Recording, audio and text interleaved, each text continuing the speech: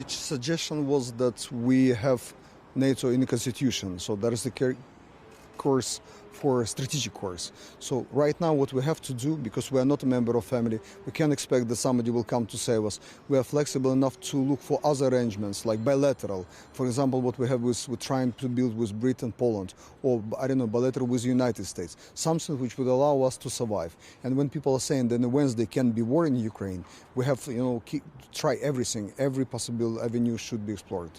Does your intel tell you that indeed that's the case, that an invasion could happen as early as Wednesday, Ambassador? There is intel which is saying that it is possible. Sometimes this intel is specifically made public to tell the adversary that we know about the plans. And if they are not happening, that's sometimes because the public already knew that they are plotting something against it. There is some other intel that maybe it's not Wednesday, but regardless of the intel, the problem is that Ukrainians are pushed to panic. The airlines are canceling the flights. Money are being withdrawn by investors. Ukrainians feel that they've been abandoned. They're, again, not a family of anybody who would come to help us and support. That's why we are going anywhere, talking to you, trying to raise awareness that, if it is war, we still have to do something. We are now on land. We're not threatening anybody, not Russia, no anybody. We just need some help and understanding. I also know that you've asked on Sunday to have a meeting with Russia and other European countries for Russia to explain this military build-up. Have you received any sort of message from Russia that they're willing to meet up and discuss this?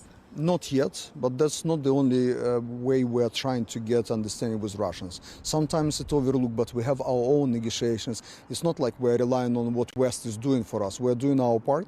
This so-called Minsk process, which is very difficult, very unfair, we believe, but these concessions which we took like some 6-7 years ago, and we're still doing it. The new government came to power, but we are still going along the same document, trying to find the way. How can we diplomatically diffuse the situation? It's not just recent one. We've been 7 years in a war. Now, Chancellor Olaf Scholz is heading to Ukraine and then to Russia as well. What do you want him to do? What do you think he can actually do at this moment? I believe that there is still a chance when we can all tell Putin that, these sanctions which were already on the table and Russians seen them. It's not like before when the reactions of the West was afterwards, after anything he would done again and again.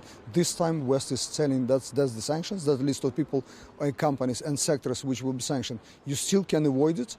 Diffuse the situation, go back. If you tell that this exercise, it's time to get them over and back to their quarters. Just finally, help us understanding what sort of concessions Ukraine is ready to do at this moment. You've explained that joining NATO is still your ambition, but what sort of room for maneuver is there from your side to meet Russia as well?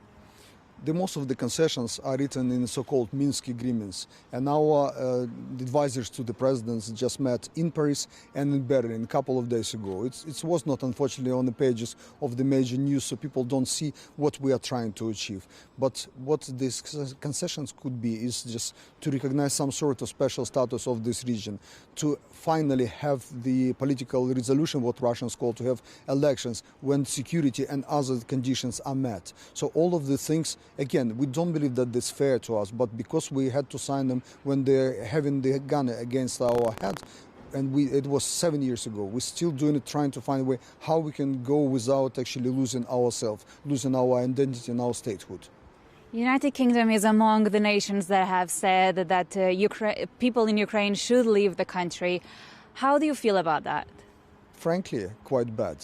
Because not many people can leave. My family can leave, my mom can leave, my family, my brothers are there, and so many friends. We feel with that the word abandoned. Maybe this is a bit harsh word, but that's how Ukrainians believe that they've been treated as of now. We just wanted to remind everybody, but we're not starting this war. We don't want this war. It can still be avoided. There is some united position, that's what we need right now, right away.